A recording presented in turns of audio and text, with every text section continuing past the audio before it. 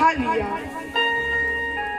गोद में लिया, अपने स्तनों को भगवान के मुख में दिया, विषपान कराने लगी। भगवान ने क्रोध को अपना साथी बनाया।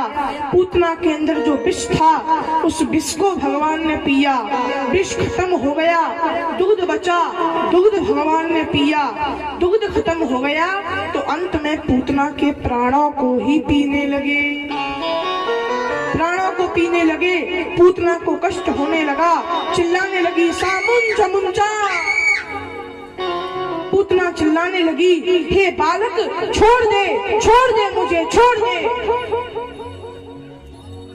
चिल्लाते चिल्लाते मथुरा की ओर भागने लगी। भगवान पूतना के प्राणों को पी रहे हैं। भगवान ने देखा मौसी जी तो मथुरा की ओर जा रही है। मान लो अगर ये मथुरा की सीमा के अंदर जाके मरी तब तो कंस मामा हमें पकड़ देंगे, इसीलिए पहले जल्द से जल्द इन्हें मारना होगा। पूतना बार बार चिल्लाती है, हे बालक मुझे छोड़ दे, छोड़ दे। भगवान उत्तर देते हैं मन ही मन, मौसी जी गलत बात मत करो। क्यों? क्योंकि पहली बात हम किसी को पकड़ते नहीं, और मौसी जी जिसको पकड़ लेना जिंदगी भर उसे छोड़ते नहीं, ये हमारी आदत है, ये हमारी आदत है। अब तक तो हमने आपको पकड़ा नहीं था, जब आपने स्वयं ही हमें गोद में उठाया, तो अब जब तक आप जीवित हैं तब तक हम आपको इसी प्रकार पकड़े रहेंगे। भगवान ने मन ही मन उत्तर दिया। पूतना के सभी प्राणों का पान किया। पूतना अपने असली शरीर में आई। असली शरीर पूतना का कितना लंबा है? 18 किलोमीटर, 6 कोस का 18 किलोमीटर का लंबा चौड़ा पूतना का शरीर है। अपने असली शरीर में पूतना आई और जैसे ही भगवान ने पूतना के सभी प्राणों का पान किया, धड़ाम से नीचे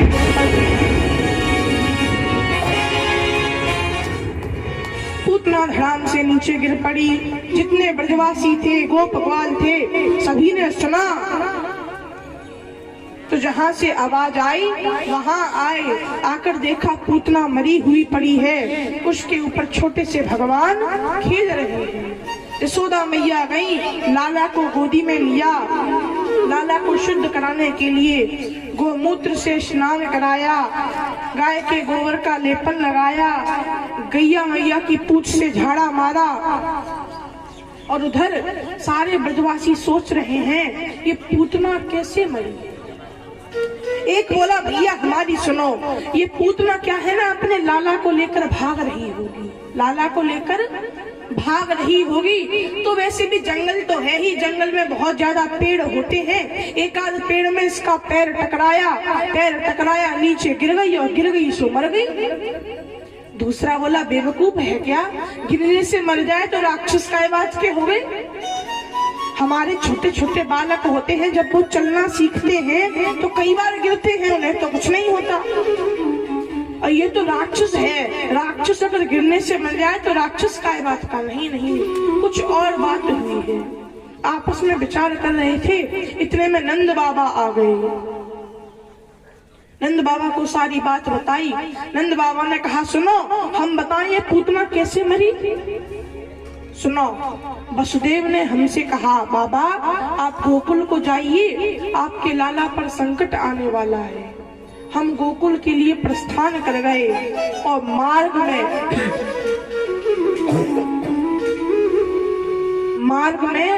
माला जपते हुए आने लगे। हे हनुमान जी महाराज, मेरे छोरा की रक्षा करियो। हे अनंत बलवंत श्री हनुमान जी महाराज, मेरे लाला के प्राणन की रक्षा करियो। और देखो हनुमान जी ने हमारी सुन ली। पूतना हमारे लाला को लेकर भाग रही थी, हनुमान जी प्रकट भय, गदा लेकर के आए, पूतना के सर में गदा मारी और गदा पूतना को पड़ी। पूतना नीचे गिरी और जैसे ही नीचे गिरी सो मर गई राड़ पूतना। हनुमान जी ने हमारी सुन ली। सारे ब्रजवासी बोले, हाँ बाबा ऐसा ही हुआ होगा, लेकिन अब इसके इतने लंबे चौड़े शरीर का 18 किलोमीटर लंबे शरीर का क्या किया जाए?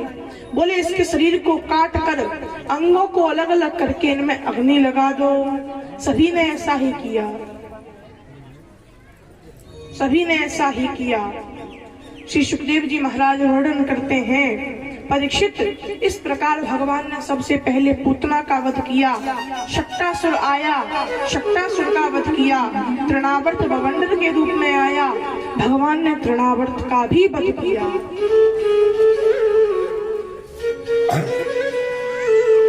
तृणावर्त का भगवान ने उद्धार किया। और अब भगवान अपने घुटनों के बल से चलते चलते चलते चलते पूरे नंद महल में भ्रमण करते रहते हैं। पूरे नंद महल में घुटनों के बल चलते चलते भ्रमण करते हैं। परीक्षित इस प्रकार ब्रजमंडल में तो यशोदा मैया नंद बाबा के यहाँ भगवान खूब अच्छे से विराजे हुए हैं, परंतु मथुरा में क्या हो रहा है? मथुरा में श्री वसुदेव जी महाराज अपने मन में विचार करते हैं, पता नहीं मेरा लाला का क्या नाम रखा होगा। मेरा लाला इतना बड़ा हो गया, इतने दिन का हो गया, पता नहीं इसका क्या नाम होगा। मेरे लाला का क्या नाम रखा होगा या नहीं रखा होगा।